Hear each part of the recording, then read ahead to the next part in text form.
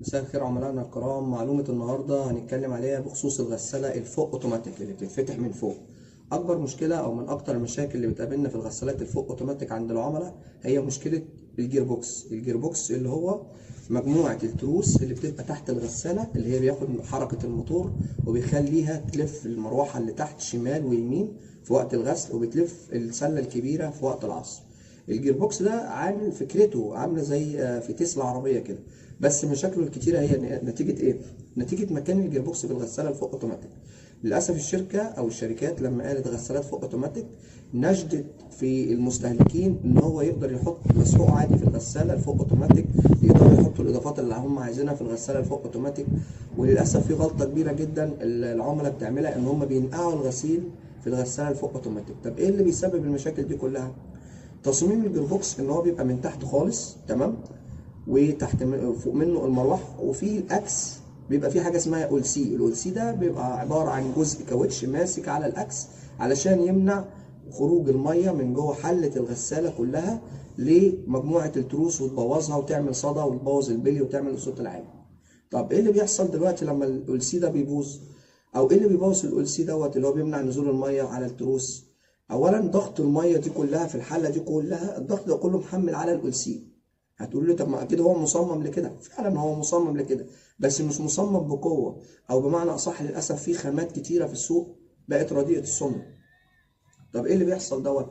لما حضرتك بتحط في الغساله الفوق اوتوماتيك كلوروكس، تمام، او كلور، او انواع اللي هي الاضافات زي مثلا الفانيش، او الحاجات اللي هي الاضافات القويه دي علشان تنظف، كل الحاجات دي اضافات قويه بتنظف، بس للاسف بتاثر على الاول سي بتاع الجيربوكس ده. لما حضرتك بتنقعي الغسيل في الغساله مثلا بالليله او باليوم، طبعا كل ضغط الميه ده كله كوزن مع الاضافات القويه ديت مع المسحوق العادي. ونحط كذا شرطة كده تحت المسحوق العادي، لأن نسبة البوتاس في المسحوق العادي بتبقى قوية عشان تنظف، وبالتالي بيعمل رغوة عالية، تمام. فكل دي حاجات بتاكل في الأولسين.